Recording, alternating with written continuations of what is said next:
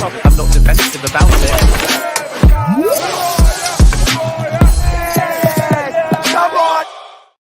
Yes, people, what's happening? Welcome back to the channel and welcome to another live stream and match preview for Chelsea versus Newcastle on Sunday. After a convincing win in the Conference League on Thursday night, the Blues are back in action at Stamford Bridge, and having lost against Liverpool, we are desperate for the 3 points against Newcastle. The home form's not been great at Stamford Bridge this season. It's 1 win from 4, but Newcastle's away form is not that good either. They're 1 win from 4 on the road. So hopefully we can get the job done, because we've got Newcastle, we've got Arsenal and Man United in the next 2 games afterwards, and we do need to put some points on the board in this tough run. But to discuss the game, the selection issues, look back a little bit on Panathinaikos as well. Delighted to be joined by Pys. Bro, it's great to have you back as always. Thanks for coming on.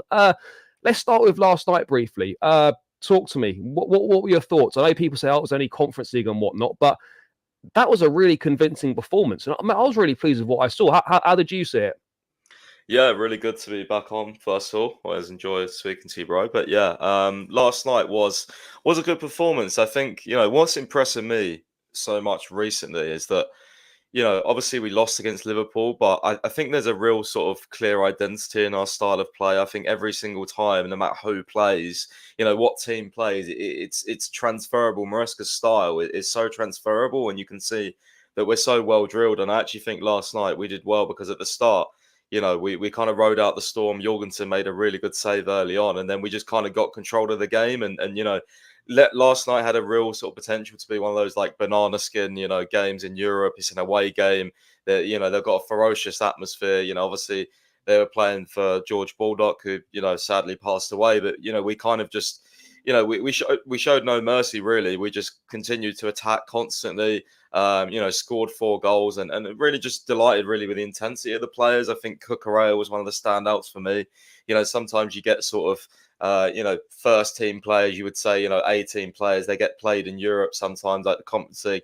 Maybe they're not bothered so much, but, we're 4-1 up and Cucurella's, constantly pressing the Panathinaikos players still. And it's just really good vibes right now, bro. We need a win this weekend, but last night was good. It's, 6 out of 6 points there. And, we should be, everyone thinks we should be dominating the Conference League, but it's one thing saying it and it's another thing doing it. And I think especially after we've seen our result against Servette, where we're like, okay, is this going to be a little bit more difficult? A player's going to take it seriously.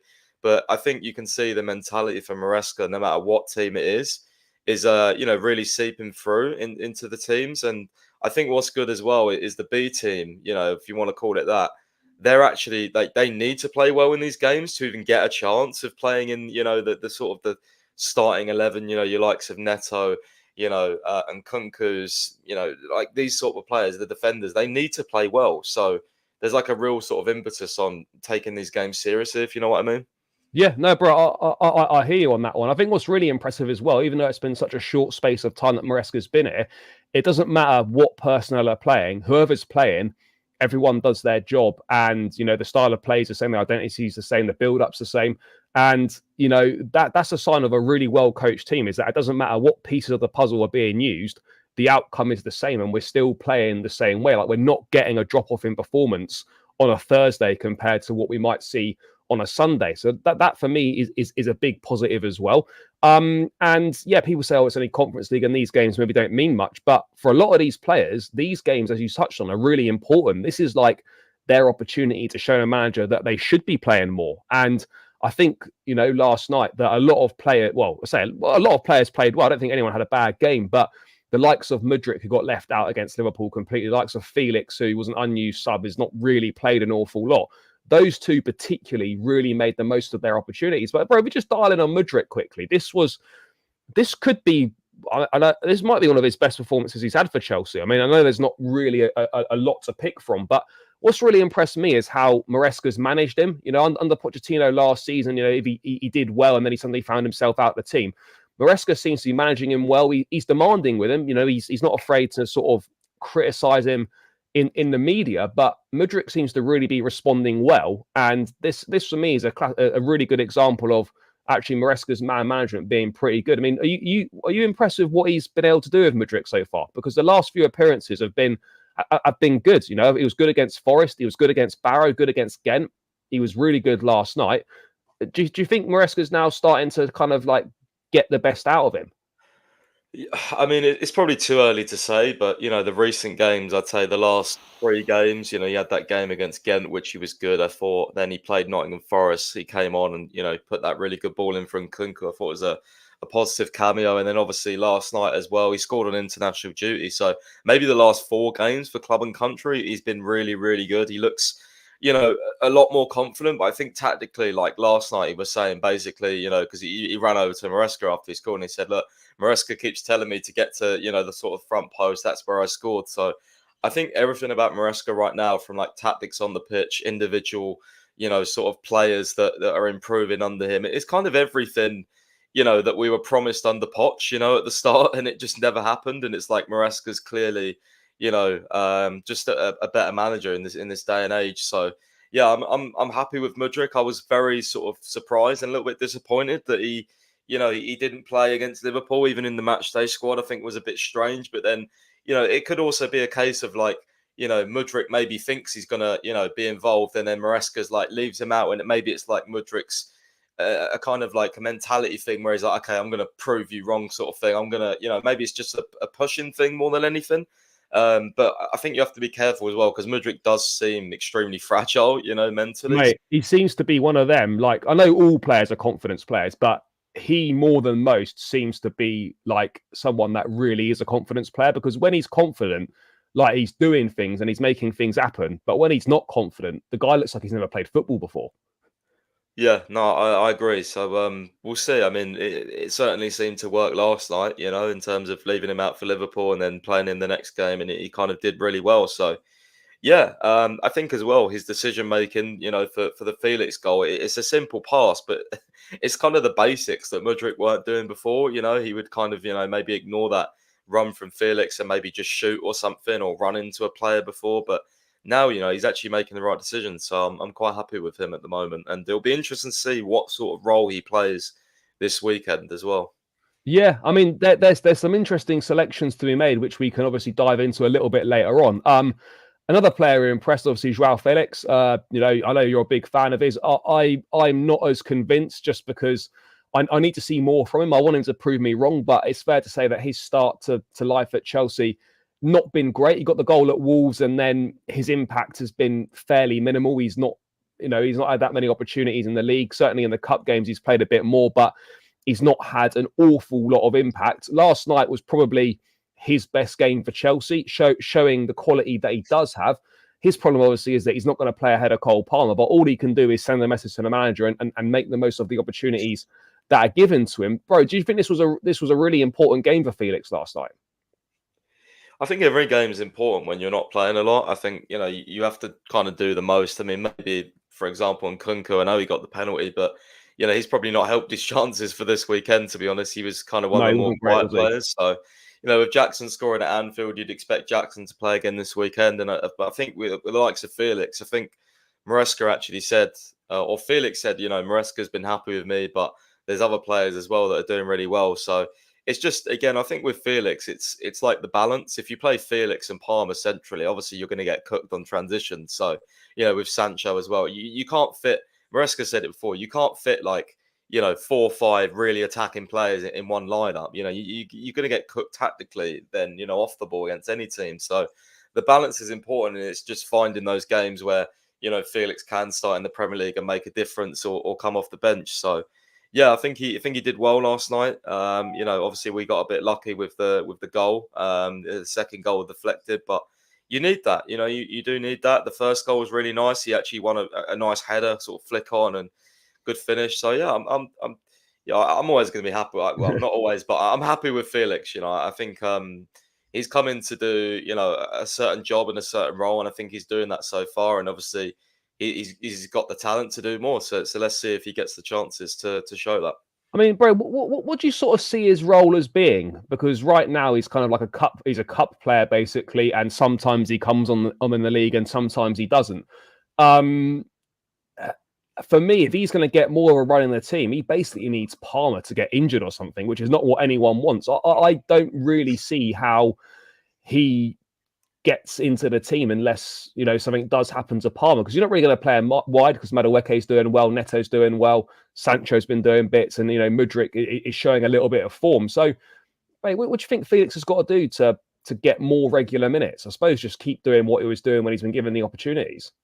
Yeah, just make Maresca make hard decisions. I think Maresca likes the sort of Sancho and Madueke sort of wing pairing at the moment. But for example, if Palmer was to move out sort of on the right, and we had maybe Casado, in the middle, and Lavia and maybe Reece sort of deeper in a pivot, maybe Reece inverting, then maybe there's room for someone like Felix or Nkunku to play that sort of role behind the striker. But at the moment, Madueke is one of our most promising players. I mean, he's just relentless with taking on the fullback. He is a perfect Maresca style winger. So. And then you've got Sancho on the other side, who's a bit more sort of creative and, kind of link up play. So I think the balance is good right now.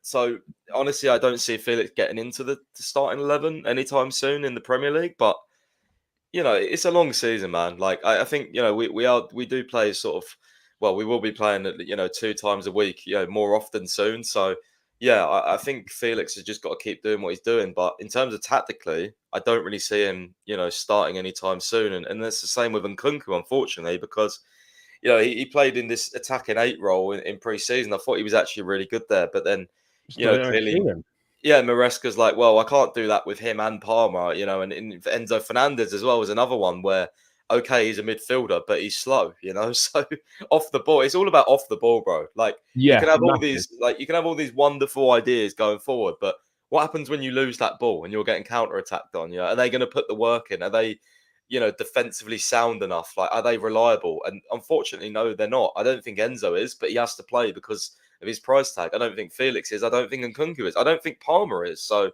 we've just unfortunately got a lot of attacking players with loads of talent, but not necessarily the work off the ball. And that's, leading to us conceding 1-2 every single game. Yeah, no, bro, hey, you raise a couple of good points that I just want to pick up on. Obviously, Nkunku's a really interesting one because I've discussed him a lot recently. And like, I don't think when we signed him, rightfully, we were all really excited. Top quality player, good price, just over 50 mil. Really exciting. And, we all thought he was going to be the main man at Chelsea, or certainly one of the main guys. Obviously, injury kind of completely wiped out his debut season. But you sort of fast forward 12 months, and I don't think any of us would have expected Nkunku to basically be a cup player, and he gets a few minutes in the league here and there. It's 1 start in the league out of 8 so far this season. And even when he comes on, he's only coming on with about an absolute max of 15 minutes to go. He does score goals. He knows where the back of the net is. But, bro, how do you... I know it's hard to predict, but I sort of have a few concerns for his future at the club, purely based on the fact, right? What happens if we do go and sign a striker? Because let's say we signed Osimhen this summer, right? What would have happened to Nkunku? Now, you can say if we signed Osimhen, maybe we wouldn't have signed Sancho, whatever. But if a striker comes in, the club believe in Jackson. Jackson, is kind of the guy as such. But if a striker were to come in, where does that leave Nkunku? Because that then puts him even further down the pecking order. I mean, bro, what do you sort of see, the short to medium term future for Nkunku looking like? Because I can't lie, bro, I'm a little bit worried that if a striker comes in, he might sort of find himself... I know surplus to requirements is a bit mad, but he might find himself in a tricky situation. Agree. Yeah, no, it's crazy to say I think he'll be sold, but Isn't it? honestly, I think like it's just one of those players where like you don't want to sell him because he's so good, but I can see, with the way this season's panning out, and I don't necessarily think it's going to change.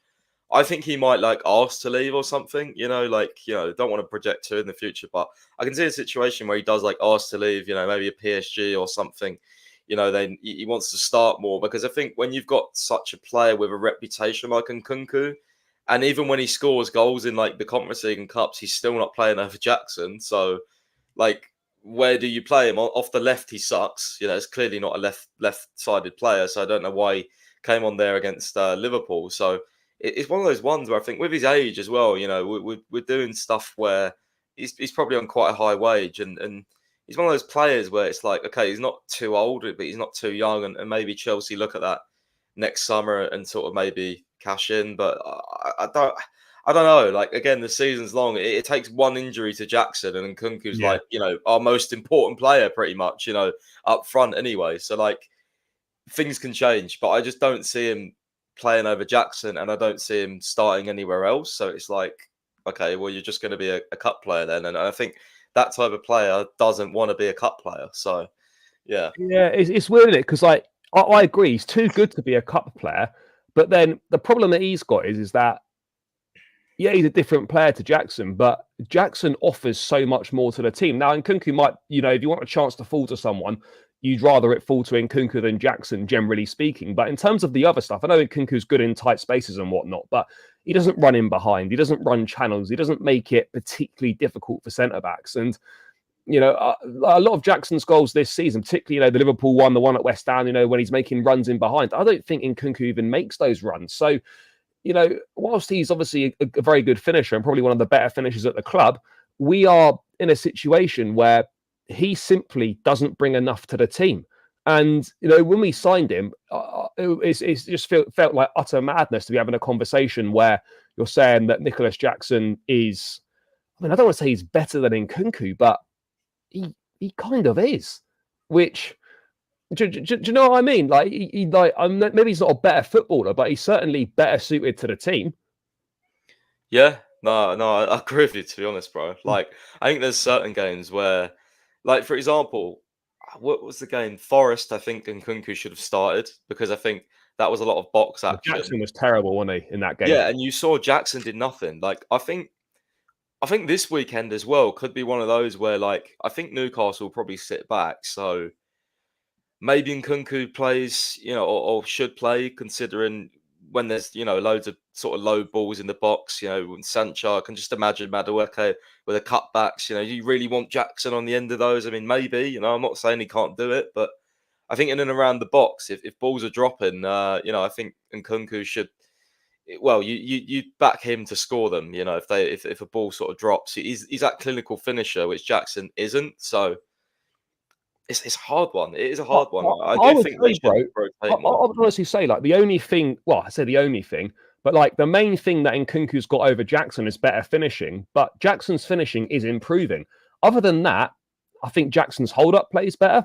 Nkunku has got link-up play, but I think Jackson's is on a par. And Nkunku don't run in behind. So whilst we can sit here and say, oh, Nkunku's a better player, like, what is he actually better at? He's better in tight spaces and he's better at finishing. Everything else, I honestly don't think there's that much between them. And people might think that's mad, but Maresca clearly thinks the same thing as well. So, and I get it. It's, as this point in the chat here, it is hard to judge Nkunku because we haven't seen him play that many 90 minutes. And I get that. And it's difficult to make an impact when you're being given 10, 15 minutes in the team. But Maresca always says, whenever you get an opportunity, you've got to make the most of it, whether it's 5 minutes, 10 minutes, whatever it is. And, missing chances like he did against Forest, I'm not saying it was easy, but, that those things maybe go against him in the manager's mind because that's not making the most of an opportunity that you've been given. But I don't know, bro. If I said to you, right, if Nkunku had started the games that Jackson had started this season, do you think he'd have 8 GNA in the league from 8 games?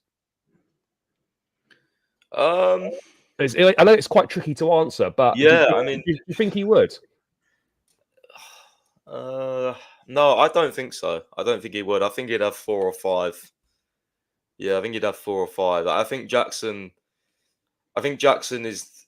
It's kind of crazy to say the better all-round player because I do think Nkunku. I agree with you. It's crazy though because like Nkunku is very good at link up. Like he's very technical. Like no, I just think one of the things that separates Jackson and Nkunku, and it's weird because like I don't think either are like proper natural strikers, but Jackson's runs in behind, his movement in behind is definitely like you see the goal against Liverpool. Like I don't think Nkunku's making that run in behind. No. I think he'd rather have the ball like back to goal, knock it off to someone, maybe then play it out wide, wait for a ball in the box to attack. Whereas Jackson, I think, is more sort of proactive. And I think even last night, when did Nkunku ever run in behind? I don't think he did once. So Jackson is like, you look at the goals against West Ham, the way Jackson stretches teams, he can go out wide, he can sort of run in behind centrally, like he's so sort of versatile. And I just think, I don't know. I honestly think it's a game to game basis with these two, but Maresca doesn't think it is because he still plays Jackson against deep block teams. So I don't know. Like, if you think in the back of my head, like if you'd said to me, Newcastle, Forest, and Liverpool, like who would you start for them? I would have said Nkunku against Forest, Jackson against Liverpool, because Jackson, Liverpool going to play a high line. He's going to get chances in behind. Forest are going to sit back and I'd rather Nkunku attacking crosses. And look what happened. Jackson scored against Liverpool. Jackson did nothing against the deep block team. So I think I'd play Nkunku on Sunday, but he's going to play Jackson. Yeah. I mean, bro, this is the point here. Can you see a situation where they might both play in the same team? I don't want to liken it to like Watkins and Duran at Villa, but do you know what I mean? Do you think we could see a situation where they might both play in the same team? I mean, the only way I could possibly see that happening is if Nkunku plays as the 10 and maybe Palmer plays on the right. That for me is the only way that it could maybe work. Or as you said earlier, in the pre-season when Nkunku was playing as like an advanced 8, maybe we could see him in that position with Jackson as a forward. I mean, do you think there's possibilities that maybe at some point we could see them both together, or do you think that's something that Maresca's not really that keen on? I don't think he's keen on it. I don't think we will see it either. I think Madueke is like, if Madueke is not playing, I don't think he puts Palmer out there. I think he puts Neto out there instead. So, I do think Palmer's position is centrally. I think it's kind of been made clear through the last sort of few games, start to the season. And even if he did play on the right, I think it would never be like a touchline winger. I think he'd even, drift inside. So, I don't know. With the way we play, with the sort of 3-2-5 on the ball shape, I don't think Nkunku or Felix can start in that number 10 because I just don't think the balance is right. I think that's quite clear as well. I just think with maybe if we played a team that's just terrible on transition and literally just sit back and have no sort of, maybe they just want the set piece. They have no sort of intention to hit us on the break. Maybe that's the only case. But I can't even think of a team that would do that or like that in the Premier League because nowadays everyone has their own threats going forward. So like, even like a Brentford, for example, and Buemo and Vissa, you can't do that against them. They've got good passes of the ball. Like, who else? Like Bournemouth, no, they've got good attackers. Like some of these lower sides, like everyone's got transition threats, especially because the ones that sit back purposely do that, and they purposely have sort of quick technical attackers to hit you on the break because they know that's their game plan, right? So. Similar to how ours is to sort of overload the attack and have so many technical players and options to sort of outscore opponents and control the game from deeper. That's our game plan. Their game plan is to sit back and hit us on the break. So, bro, I do agree with you. By the way, guys, big up to everyone in the chat. People, make sure you're smashing the likes. It's a poor conversion rate on the likes. We don't like to see that. So, guys, make sure you're running those likes up and make sure you're subscribing to the channel as well. Let's get this to 100 likes. We've got a bit of work to do, but you people can definitely do that. So please do smash the like button, subscribe if you're new around here, and get your questions in the chat as well. If you've got any questions you want to ask myself or Pys, put them in the chat, and I will make sure that I get to them. Bro, another player who is kind of dividing opinion. I feel he's becoming a little bit of a scapegoat, to be perfectly honest. Enzo Fernandez, left out against Liverpool. Big call. Ultimately, the right call, you could probably say. He played deep last night. Looks good. Where are you at with him? Because I'm seeing a lot of criticism coming his way. Some of it I understand because you expect a little bit more from him, but some of it I think is massively unfair as well. Firstly, thoughts on his performance last night, and then kind of where you're sort of at with him in general in his sort of Chelsea career.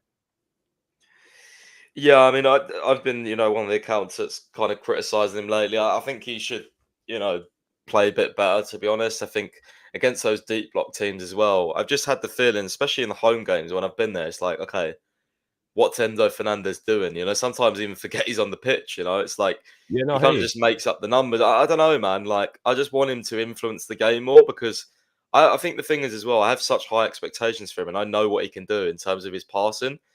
And, if he's going to play in this advanced 8 position, he can't just be making up the numbers and keeping things ticking. You need to do more than that going forward. You need to create some chances at least. He doesn't get in the box enough either. Like the one thing, no, that's the thing. It was Forest at home. He played in that advanced 8, and we were getting the ball out to Sancho, getting the ball out to Madueke. You look up, there's no one in the box. It's just Jackson. And you're thinking, bro, if you're playing that advanced 8 role, you need to be arriving late in the box and adding a bit more presence there. He doesn't do it. That's the thing as well, though. I criticise him, but I don't think he's a number of advanced 8. I've always been against it. I said this on the Poch last season. Like, I just don't think that's his position. I think last night he actually played really well because he was playing more deeper as kind of like a number 6. Because then he can get on the ball more. He can influence build up. Like, he's much more like noticeable, and he gets involved in the game more there. But then clearly Maresca, which obviously is a very, very valid criticism, he doesn't want to play him as a number 6 because, left isolated, he can get easily dribble round. He can He's not got a deep defensive pace discipline either. So like you would rather have Lavia, Casado there, or even Augusto or a James, because they're more defensively minded. So it's like, so what is Enzo Fernandez then? Like, I don't know what he is. Like, it's hard to. I don't know. It's just frustrating, man. Like, he's such a talented player, but he just doesn't do much. Like, I don't get it. I was discussing this the other day on the show, and like, part of me thinks that I like Enzo Fernandez, and I'm desperate for him to do well. But part of me thinks, right, do you reckon we slightly rushed into buying him because we didn't want to get to the summer where we probably weren't going to get him? Do you think we rushed into getting him without really thinking about how he potentially might fit in and work? Because this is now going on sort of 2 seasons, second season now, where we're like, well, we're not really sure where to play him. Bro, when you're spending over 100 million on a player, you should probably have an idea of where you're going to play him. And he's not performed well enough to warrant the team being built around him. So part of me sort of feels that when I think about it, did we say, I'm not saying we jumped the gun by signing him, but did we maybe rush into it a bit too quickly? I don't know. It's hard to tell because I think when he, if you ask me now, based on now, would I have spent that money? I would have said no. But at the time, I think everyone was rightly very excited. And I think he did, under Graham Potter, he played more deeper. And he was really good that first 6 months. That role, arguably our best player. Again, I think this is another one like Nkunku, like Joao Felix. It's the fit in the team. If Maresca doesn't want him to play deeper, I don't want him playing advanced 8. So like, don't play him. But then you can't not play him because it's politics. Like, if you put Enzo Fernandez on the bench in a Premier League game, there's headlines. So it's like, honestly, he's one of my writers for my site did like a piece last night on him. Like, he's one of the biggest like tactical conundrums right now for Maresca, because it's like, where do you play this guy? And if you play him as a 6, you then don't play Lavia, Casado, or you don't invert someone. I personally think Casado should be the one playing where Enzo is, because I think he's got good passing. He's actually got some creativity about him. Yeah, and the assist against West Ham. He's surprisingly a bit more creative than I thought he was. He is. He plays there for Ecuador, and he can shoot. Like, he can shoot. Remember the goal against Tottenham that was disallowed? Yeah, he definitely can shoot. Like, so I think if you're going to play someone there, that's role is suited more to Casado, because it's a box to box. It's high energy. It's back and forward. It's there's a lot in like, and Enzo's not got that athleticism to get up and down the pitch, and that for me is like, I think it's fine to play him as a 6, like against Panathinaikos. You could definitely play him as a 6 against in the Conference League.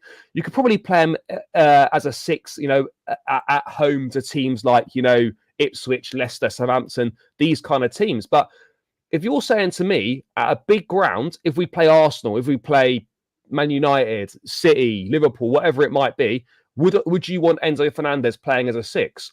I absolutely wouldn't, because he's not disciplined enough off the ball, and he's not good enough defensively to play that role, in my opinion, in a big game. Which means, in the majority of the big games, for the balance of the team, he probably should be left out. And then it goes back to that point where people were making it last season. I sort of rubbished it, where, we suddenly played much better because he wasn't playing. And I thought, I don't really buy into that. I'm not saying I buy into it now, but do you think there was potentially a point there? Do you think we do play better without him? It's mad to be having this chat, but like, part of me thinks that maybe we do. I don't know. I think we do, but I don't think. I don't know, like, when people say, like, we do and Enzo sucks, I don't think it's like that. I think it's No. like we do because the balance is better. So, for example, if there's like an advanced state, I think it would be better for an Nkunku or Felix or a Casado to play there because I just think the balance is better. But then saying that, it would only actually really be Casado because, again, of Palmer and what we just mentioned before. So then you can actually fit Lavia in and you can sort of invert Reece James or Gusto. So, yeah, I do think we play better without him, but I don't think that's down to, like, I think it's just down to fits and, like, what each player offers and, like, the squad balance. And sometimes that just happens, man. But look, at the end of the day, like, I keep saying this, like, it's nice having this debate. Ultimately, we know what's going to happen at the weekend. Enzo Fernandez is starting, But as an do advanced. you think Yeah, do you reckon he definitely is? Do you think he's done yeah. enough to start? So you reckon that? I don't, Well, but I don't think it's about that. I think so he just starts. I think he can play bad games and still start because of his price tag. And this is yeah, why, but he like, didn't start against Liverpool though. Like, I mean, I get what you're saying, and there'll be McAllister didn't though either, though, did no, he? I think that was more of a, but like, I know but Casado came back, no, but but there's yeah, pressure. We know there's like whether he's being told or not is kind of irrelevant. We know from like the Roman era and stuff. When you spend big money on a player, even if you're not told, there's an expectation that that guy plays, and you've got to try and make it work. So yeah, the odd game here and there on the bench is fine. But if Enzo Fernandez finds himself on the bench on Sunday, say he goes sort of to, like, let's say for the next 3 games, Newcastle, Man United, and Arsenal, Enzo's on the bench for all of them, then you've got yourself a problem. So even if the balance of the team is better, right? I sort of think that he's going to play anyway, just because he'd rather not have the headlines, and rather not have the distraction of of questions being asked about him. But I mean, bro, you're pretty certain that he'll start on Sunday. So you think Lavia drops out? uh, Well, because no one else is dropping out, are they? He's not going to drop Caicedo out. no, no. I mean, he was asked. I think I need to watch the clip, but he was actually asked, like, last night about playing all three of them. So I need to watch that clip. Oh yeah, no, I did watch that clip. He said that it's definitely it's definitely a possibility. And he's went on about something, I think, about sort of depending on the situation, but then he referenced that he Right. played them all against City. I mean, bro, is that something you'd like to see a bit more of? Because I mean, obviously it was at the City game, I'm sure you were as well. I came away from there and said afterwards, no, I definitely don't think that works. Maybe that was a bit rash because it was only one game, but I don't know how much we're going to see of it. I think we probably will see it on a few more occasions at some point. Is that something you'd like to see, mate? Do you think that could work? Because remember at the time when we signed them all, a lot of us thought that's the midfield three. What a midfield three that is. But that just hasn't really been the case. Yeah, I think I know, like you said, I think it's one of those things we need to see it more. I mean, I absolutely love, Casado and Lavia as a pivot. I think you've got everything there. You've got technical security, you've got, defensive sort of athleticism, you've got defensive now. You got tackling, you got everything in that for me.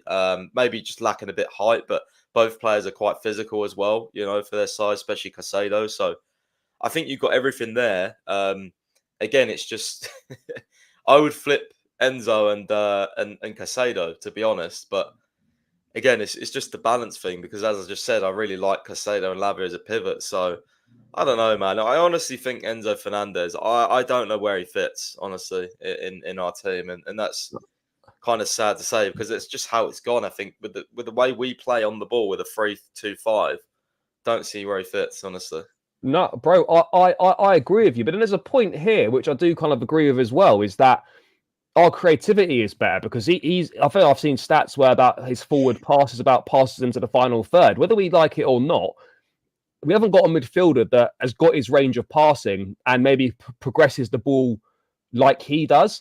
So when you take that out of the team, you almost think, well, yeah, you could possibly do with some of that. But then I think about this Newcastle game on Sunday, and I think, does playing Newcastle at home, does that require a Lavia and Caicedo pivot? I could get it at Old Trafford. I'd like to see it. Maybe you play it against Arsenal, but do you think in a home game against Newcastle, bro, that requires that level of defensiveness as such? Do you think we actually need both of them against Newcastle? Do you think we could actually play Enzo against Newcastle and it shouldn't really be too much of a problem? Well, I haven't watched them too much this season, but I'd imagine they're still playing Joelinton and Bruno Guimaraes in midfield. So Yeah, and Tonali. yeah, That's their yeah. three-man So I midfield. mean, that's strong and physical, by the way. yeah, yeah. So Yeah. I think you do need Casado and Lavia, deepest in that game. But we'll see, man. I don't know. Like this is one of the good things of having, I guess, a tactical manager, because you sort of know the lineup, but like you never know. He could just spring a surprise, and going forward, he's going to have to, figure out how to best fit Lavia, Casado, and Enzo in the team, in my opinion. Because, bro, Lavia, I don't know what you think. I think Lavia is so good. Like, I think Bro, he's so good. by the way, bro, in the first phase, he's a joke. Exactly. So he has to start for me if he's fit. Like, what he brings to the team in terms of like progressing the ball and just press resistance, like how we bait teams in sometimes, and he just skips away from them. You saw Liverpool actually started pressing us high, and then Slot realised he actually made a tactical adjustment. Someone pointed this out to me, because sometimes when you're watching the game, you just don't really, I don't look for tactics, but he was saying he purposely dropped a little bit deeper and stopped high pressing us, because the first 20 minutes we were getting away from them and beating their press very easily. And that was due to Lavia, because we kept playing the ball into him. And it was almost like, how Kovacic used to do. Just pick the ball and he just wriggle away from you, and then you're gone, sort of thing. And it's like, sometimes you just can't tackle him. It's so hard to tackle Lavia, because his dribbling and like his close control is ridiculous. So I think you have to find a way to fit Lavia in for sure. No, bro, I agree with you. I mean, let's chat the game then. Obviously, first of all, mate, what would you put our, I say, struggles? I think maybe that's a little bit strong, but would you put our difficulties down to at home this season? Because arguably, in all the games at home, we've played well. I thought we played well against City. I thought we played well against Palace in times. I thought we played well against Forest. And obviously, we beat Brighton. But in all that, we did enough to beat Forest and we did enough to beat Palace. Why do you reckon we're struggling at home a little bit? Because the home form under Poch was actually decent. We definitely, picked up quite a few wins, and that was definitely an improvement on that compared to what it was like at the end under Tuchel. But, bro, what do you think? Why do you think we struggled at home this season, despite actually playing pretty well? I think some of it is luck. I think some of it is individual mistakes. And I think it's probably down to just those two. I honestly think, like, I keep saying this, one of the reasons why I'm so big on Maresca is like, can you tell me a game where we were just thinking as fans, like, oh shit, like we No, deserve to lose, not a single one. Not a single one.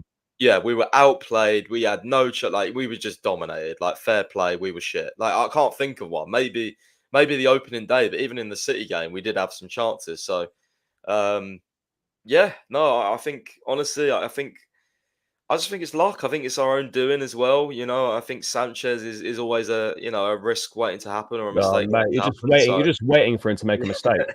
yeah, I think, off the ball, we need to do a little bit better, but we've definitely improved there. I mean, you look at us in pre-season, I thought, bloody hell, we're going to break Poch's record for most goals conceded. Yeah, mate, we were shipping him for fun. So, yeah, we've definitely improved that, thankfully. But, no, I think we just need to keep going, bro. I just think we need to just stay how we are, and I honestly think the wins will come at home. I really do. No, I agree with you. Mate, talk to me defensively. That's been the one area that is probably the weakest. And I actually will say that we haven't been anywhere near as bad defensively as perhaps people have made out. I've certainly probably been a bit overly harsh on our defensive play this season. We've conceded 10 goals. It's only a few less than Arsenal, I think. One less than City.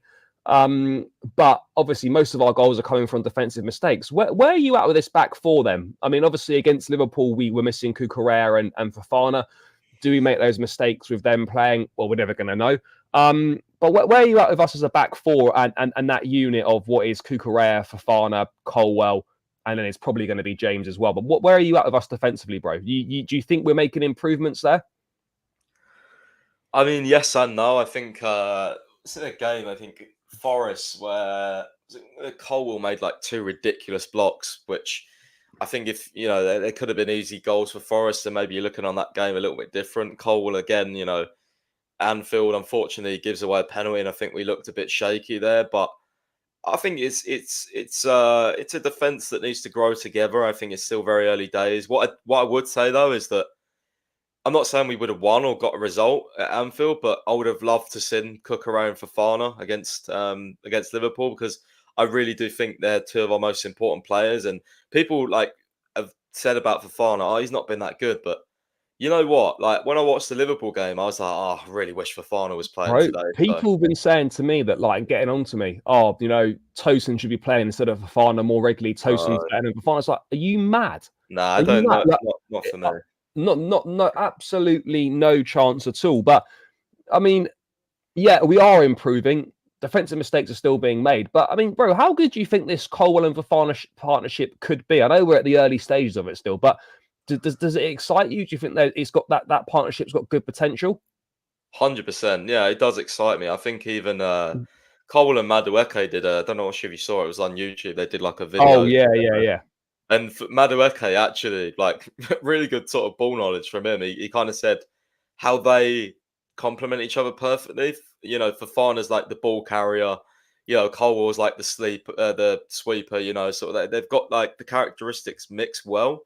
So I do think they will build a partnership together, and I'm glad Maresca's sticking with that more than anything, because like I've said this constantly.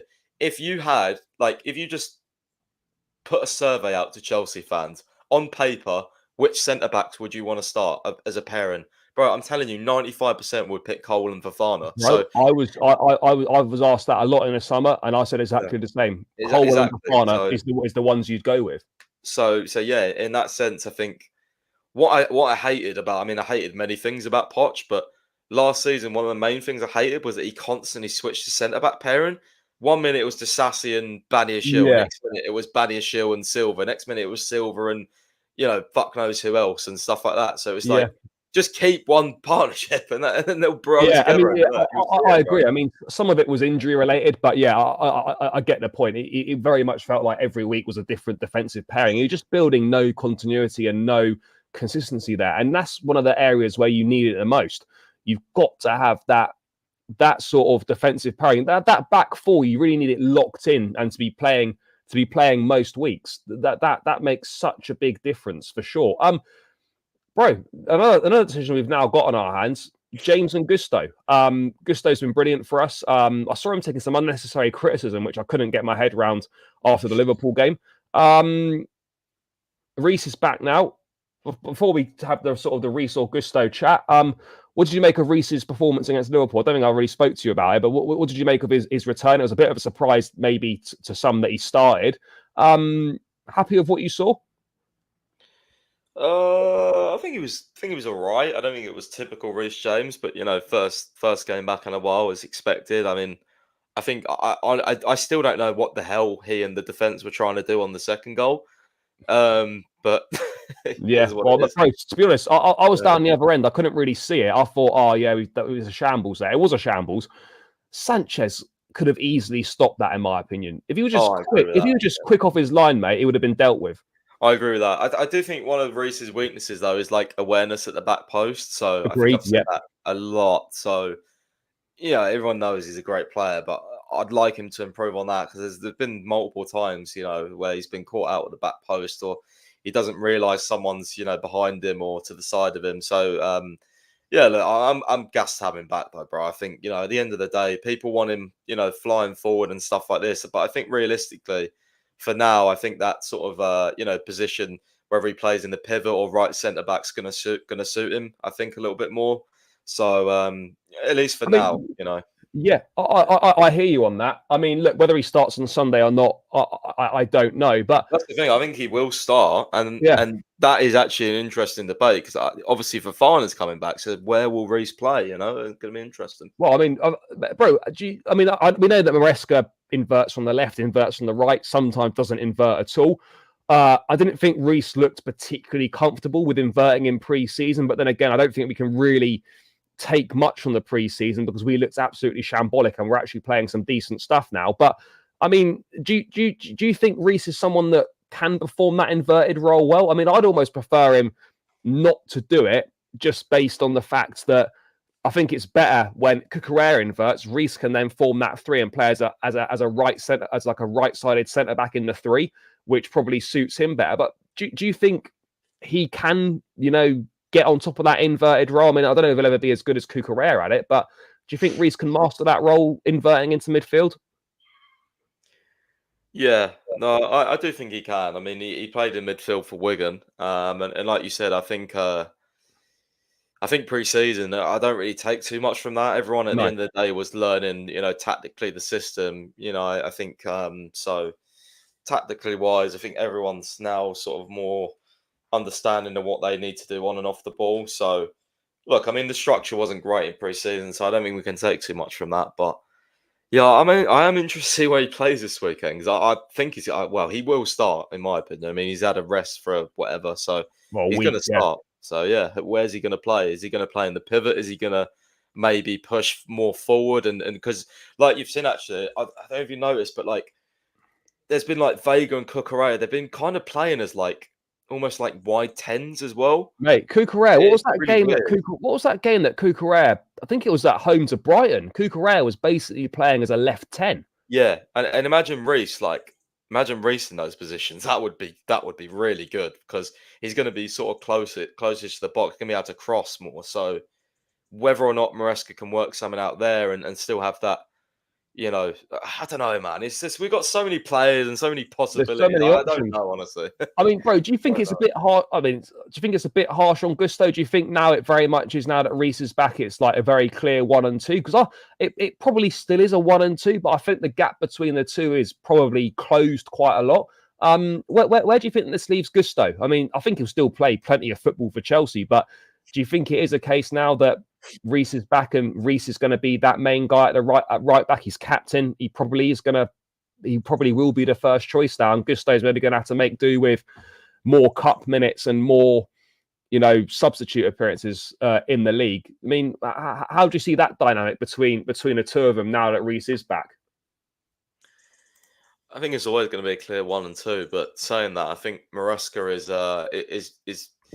For example, I didn't expect Maresca to invert Gusto from the left last game, so you never know if he can fit both of them in. But obviously, with Cucurella coming back, that's more unlikely. So I do think it's a clear 1 and 2. But also, that was always the plan. It's just Reece is, never really fit. So Gusto's made himself, such a regular in the side where people are now sort of thinking, is Gusto, going to play over Reece? How do you fit both in? For me, that was my position last season. This season, I think Gusto's dropped off a bit, but I still don't think he's been bad, as some people are saying. But I don't think he's been as good as he was last season. But that's okay because he's so young. And I think I keep saying this. For some reason, Chelsea fans are either like, they judge game to game, obviously, but with players, with performances, it's either you're really good or you're really shit. There's no Oh, like bro, middle ground. there's no middle ground, bro. There's You know, none. it's Yeah, like I see it's people the mad. other day like, "Oh, Gusto was shit." No, he was He average. wasn't. Can we not? Like, you know what He I mean? wasn't Last bad. night, Dewsbury Hall was shit. No, he was all right. He was average. Like, why can't we just say he was okay? Like, why does it Yeah, have to be really good or really shit? Like, why is there not no, a middle ground? mate. That annoys me so much. I absolutely hear you on that one. But if you're looking for rational takes from football fans, mate, you're not going to get many. You're not going to get many of them. It's either, as you say, X player was good, X player was shit, or Chelsea was shit, or Chelsea were good. That's kind of No it. balance, is there? No, there's no balance. There's no balance. Sometimes it's hard to find balance, but you've got to give balance. It's never as easy as so and so was shit, so and so was good. There's always a bit of middle ground. Guys, keep smashing the likes, by the way. We're getting closer to the 100 mark, but guys, we've got work to do. So please do make sure you're running those likes up. Keep subscribing as well. And get your questions in the chat as well. Another area where we've potentially got some selection dilemmas, mate. The wide areas. Sancho and Madueke have kind of had those locked down the last few games. There's been calls for Neto to start. He was brilliant when he come on against Liverpool at Anfield. He was taken off early last night against Panathinaikos, maybe with a nod to the weekend potentially in mind. Bro, do you think Neto's done enough to start? And if he has, who's he starting instead of? Is he starting instead of Madueke, which I think would be very harsh? Or is he going to play down the left instead of Sancho, where he's perhaps not as good as he is on the right? I mean, talk to me about that situation. Where are you at with Neto? Do you think he's done enough to start on Sunday? Again, bro, I think like I said about Felix and Nkunku and these type of players, I think it's game by game basis. I don't think it's like for example, like for me, it's depending on the opposition. Like this weekend, I would start Sancho on the left because I think you're going to have Newcastle sitting back, and I think Sancho in and around the box creatively is probably going to be a bit better than someone else like a Mudryk or a Neto. So I don't see it as a case with like, oh, Mudryk played great last night, he starts. Like, no, because you've got to think of the opposition. Like for me, I would have played Neto or Mudryk over Sancho against Liverpool. So Yeah, I agree. again, like Neto versus Madueke, they're both kind of similar, but you know what? I don't really want to drop Madueke, to be honest, at the No, I moment. don't either. I think no, I think Neto should stay on the bench for now, and come on and try and impact games. Yeah, no, I agree. I mean, he wasn't terrible.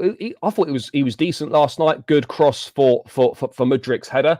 He has got great crossing. I will say that. I think again, like fair play to some Twitter tacticos because they spoke to me and they were like, I was like, okay, I've said I've seen Neto play loads. Well, not loads, but enough against big teams, when Wolves were on TV against them. And I was like, what is, because I questioned him, I was like, what is, what else? Is there something I've missed? And I remember this one guy, he said to me, watch for his like clipped, drifted crosses.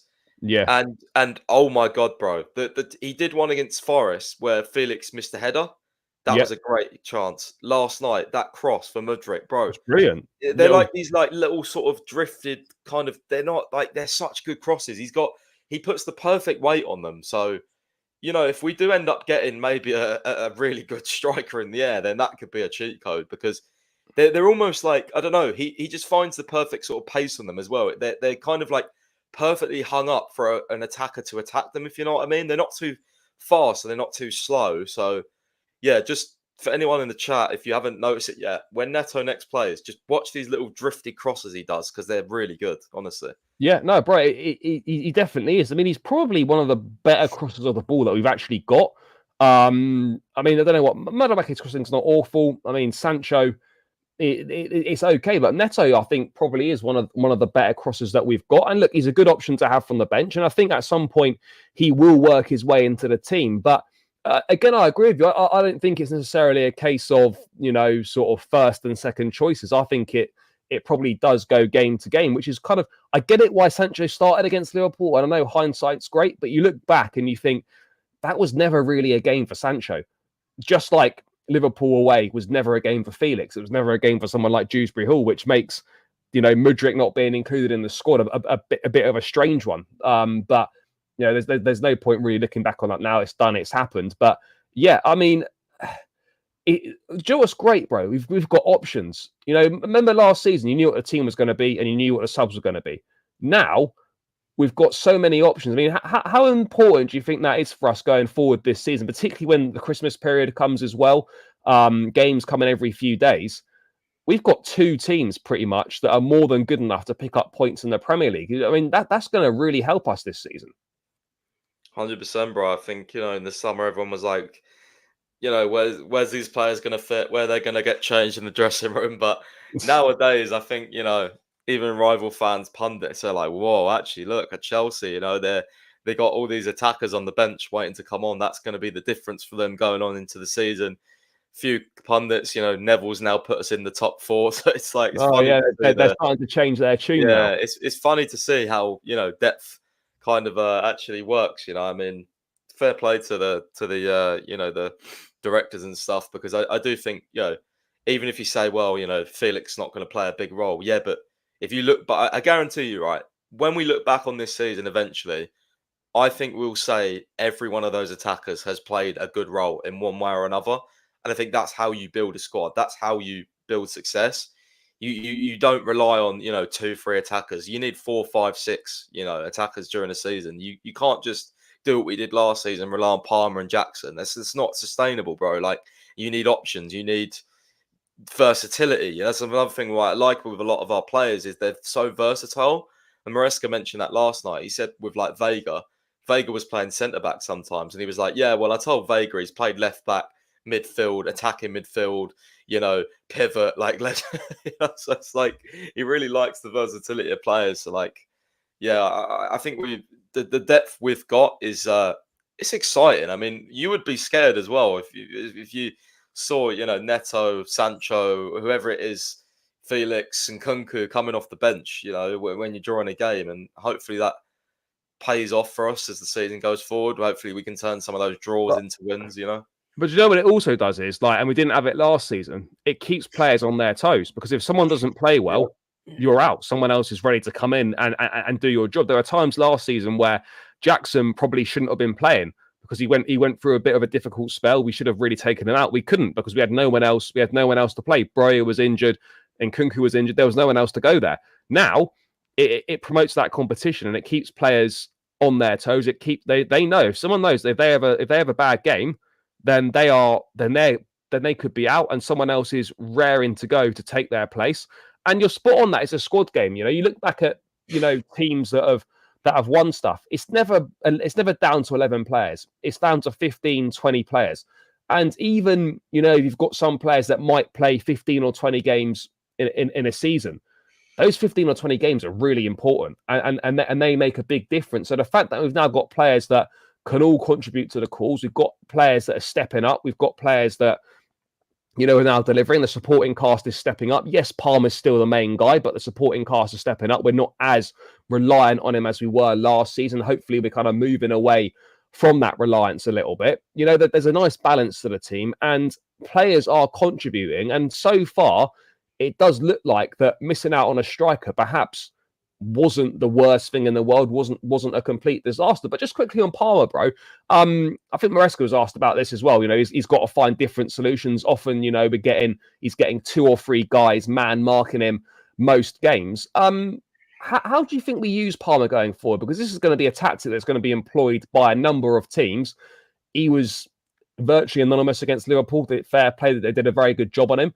Teams are going to start doing that now. I mean, do you think we need to do anything differently to sort of combat that? And how do you think we combat that with Palmer? Because, yeah, some teams have done a very effective job on him. It's so funny as well, though. Like you mentioned that Liverpool game. He had 2-3 really good chances to score. Yeah, mate, that one that almost went top bins. That's a couple of inches lower. It's a completely different conversation about him not performing that well. Exactly. There was one as well where there was a cutback and he was going to go side foot it in, and then Curtis Jones made an unbelievable block, and then another really good tackle because he went for the rebound and Jones stuck his leg out and got his foot there before he could shoot. So it's just funny. I don't think we need to do anything different. It was a bit concerning how he wasn't on the ball as much against Liverpool, but at the end of the day, I think like I just said, the perception could have been completely different. So I still think Palmer's going to get his moments every game, and I think more often than not he's going to take those moments. So the only one I was really disappointed with was when he didn't pass to Madueke. He had it edge of the box and he still tried to shoot, and I was like, that's one where I think Palmer, especially because of their link-up play, and I just really felt that he would have picked out Madueke there. He was open for a shot. So that was the only disappointing one for me. But yeah, no, I don't think we need to do anything different really with him. No, but I mean, what do you think he can do this season? It's 6 goals, 5 assists in the first 8 games. He's doing well. It's going to be tough to repeat what we saw last season. But I mean, what do you think he's capable of? What do you reckon would represent a good season for Palmer? I just think being really influential, bro. I mean, I don't necessarily look at GA as much as other people, but I just think as long as you're one of our top 2 main players in every game, in terms of you're still kind of that star guy, as long as he doesn't drift from that and start becoming a bit, less influential in games, then I'm completely fine with that. But at the same time, it's like what I said with Gusto, right? It's like people forget how young these players are. I think it's absolutely ridiculous, out of this world insane, the fact that Palmer has not had 2 bad games in a row, 3 bad games in a row. Bro, this is just insanity. Even if he does, I don't care. He's done enough for me, already for Chelsea to back him, forever. He is that guy. So even if he does go for a bad patch, he might not, but if he does this season, bro, who cares? We should still be winning, honestly. We've got so many other players that can make a difference now. We're not just relying on him, and we shouldn't have to rely on him. No, bro, I absolutely agree with you. Just last 5-10 minutes or so, bro. Threats from Newcastle. How concerned are you by the likes of Alexander Isak, by the likes of Anthony Gordon? I know Isak's been injured a little bit this season. Gordon's not really got up to speed, but do those guys worry you? Do you look at someone like Isak and think, yeah, he could potentially cause Colwell Fofana some issues?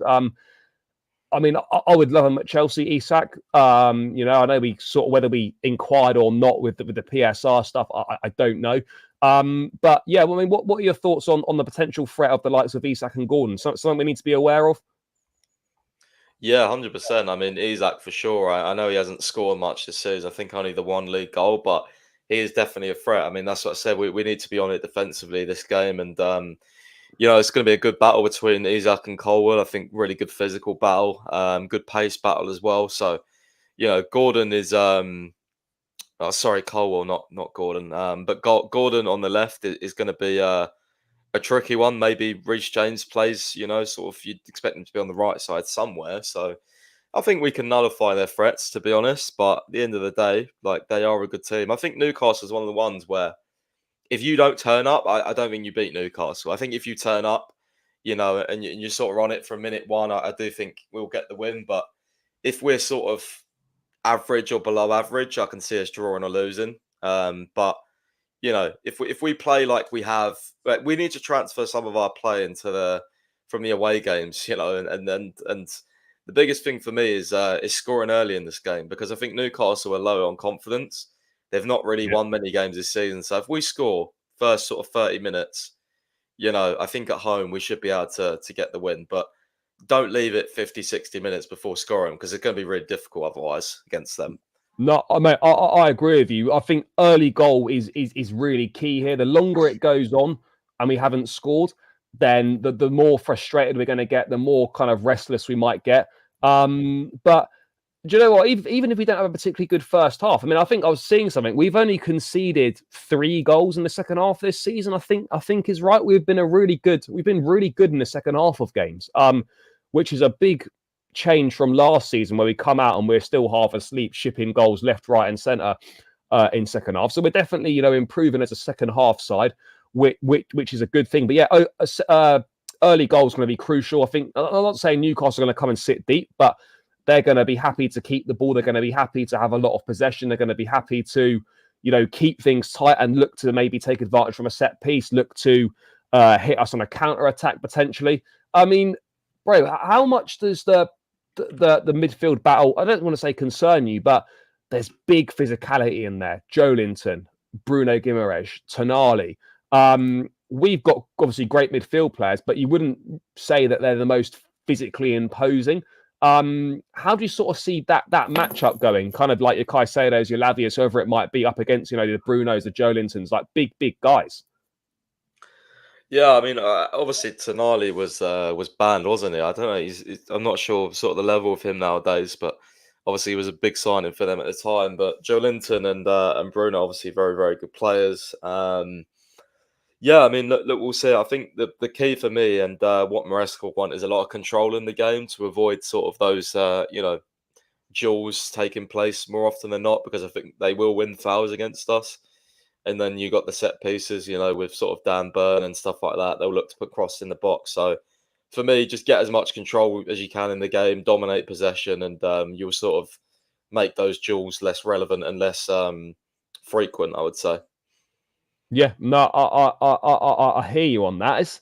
It's going to be an interesting one. Like we shouldn't really feel too concerned by this game, but at the same time, we don't really know what to expect from Newcastle. Like, Newcastle aren't great away from home. They haven't beaten us at Stamford Bridge for a long time. But part of me just feels like in this game they could maybe do something. I don't know, but it's going to be tricky, isn't it? Because with the games we've got coming up, we do really need to win this one. But just lastly, how are you feeling about the rest of this run between now and the next international break? Obviously, we've got this, then we go to Newcastle in the Cup, then it's Man United and Arsenal. I mean, what are your thoughts on those kind of next 3 games after this one? I mean, it's a tricky run. We need the points. We need to build some momentum. I mean, how are you kind of feeling about us right now as we sort of get into the mix of this tough run? I don't know. So I don't want to be pessimistic, but something tells me we ain't winning both against Newcastle. I don't know. One of them we're not going to win. I feel like. So Which one would you rather not win? If you had a choice, right, you could only win one. You can either win on Sunday or you can win on Wednesday. Which one would you take? The cup win or the league win? it may be unpopular. I'd probably say the cup win, to be honest, because I think there's so many games left in the Premier Yeah, League where, like, I wouldn't like. Yeah, no, I probably would say the cup win because I'd like to get a domestic cup, and I think that would actually be a big result away at them. I mate, think we don't both have a good teams will record there rotate. either. So. No, we've got a terrible record there. I hate going there. So, yeah, no, I think probably the cup win, but I don't know. I'm not sure if we're at the point yet where I could feel like we're going to win all the next 3 games. I don't know. I hope No, we do. I think we should because I think we're better than all two teams. But I don't know, man. Like football don't sometimes work like that. We'll see. We'll see. no, it doesn't. I mean, United and Arsenal. I mean, look, I don't care how bad United are. I never feel confident going there because the record is just so bad. Yeah, like Nah, it has to honestly, change this season, bro. We can't. We can't not win bro, there, bro, man. we, It's bro, so we shit. said this. We said this last season that United's that oh this is the year we do it. We turned up and had probably one of the worst performances that we've ever put in. So you just don't know what to do. Then you've got sort of your Arsenals at home. But I mean, let's. This run's not going to define the season, but realistically, from the next 3 games, Newcastle, Man United, and Arsenal, how many points do you think we need if we want to keep our top 4 ambitions on track? Like from 9, do you think we need what 6 at least, minimum 6? I think it's too early to say, top 4 ambitions on track. I think even if you lose all 3, I think you're still in the top 4 race at this point in the Yeah, season. But no, I would say 6 points is probably what I'm looking at. I do think we can draw against Arsenal at home, but I don't think, especially because they're going to have players back probably by then. So I don't think we'll beat them at Stamford Bridge. I don't see it yet. But you never know. You never know. I mean, we were 2-0 up against them last season. no, So fucked it. Yeah, yeah, I know we fucked it, but I was absolutely flabbergasted when we went 2-0 up mate. against them. That first 80 minutes we played was some of the best football we played on the Poch. It was Yeah. ridiculous. I don't know where it came from. Yeah, so you're open to surprises. I mean, Arsenal fans will think they're going to roll us over, but I don't know. I think look at Liverpool, man. Like we never really play that well at Anfield, and we Played really literally. well. Yeah. But again, like we fucked ourselves over, with our mistakes and stuff. So like, can we not do that against Arsenal? The problem is we probably will, So that's the problem. And once the thing is with Arsenal nowadays, I know it's like a couple of weeks away, but look at them defensively. Like if you go a goal down, mate, you're fucked. Honestly, like Yeah. they just like they literally. It's disgusting the way they play now, honestly. So it's not like a case of like Arsenal. Okay, it's going to be end to end. No, if they score, they'll bloody sit back. It's horrible. Yeah. They're horrible to watch, honestly. Yeah, no, mate, they definitely are. But that's a few weeks away. Still focus on Sunday. To round out, bro, score prediction. What are we thinking? Close game, run away with it, upset potentially. How are you seeing it? I'll go 3-1 Chelsea. Yeah, I'll go 3-1 Chelsea. Palmer, Jackson, and I'll go Palmer Brace actually. Palmer Yeah, Brace and Jackson. I think we'll get a penalty. One of them. yeah. Well, mate, I'd certainly take that. I think we'll win as well. I'm going to go for a 2-1. I think it will be closer than we expect. I think we probably will concede. We're not keeping that many clean sheets at the moment, which is obviously not an ideal situation. But yeah, I'm going to go for a narrow 2-1 win, and we desperately need to return to winning ways. Yeah, we can't. I don't say we can't afford to not win this game, but it would be a big disappointment not to win this game. So yeah, I'm going to go for a 2-1. But yeah, bro, pretty round things out there. Thanks so much for your time as always. It's greatly appreciated. I mean, people should know where you are, but if they don't for whatever reason, let them know, bro. Yeah, and obviously my Twitter, on screen. Also have my website, London's First, and yeah, I mean, probably the main thing to shout out is podcast I'm doing with Lawrence Viscoli, who's obviously everyone knows on here. He's probably been on here loads, and Yeah, we're doing that on Spotify and Apple every Tuesday. So we release a Chelsea-based podcast every Tuesday night. So yeah, that is called Chelsea Unfiltered. So you can find that on Spotify and Apple. We've already done like 8 episodes. So yeah, it's quite fun if anyone wants to listen to that on a Tuesday night. And he's still doing a playback. Yeah, playback as well. Chelsea streams on a match day.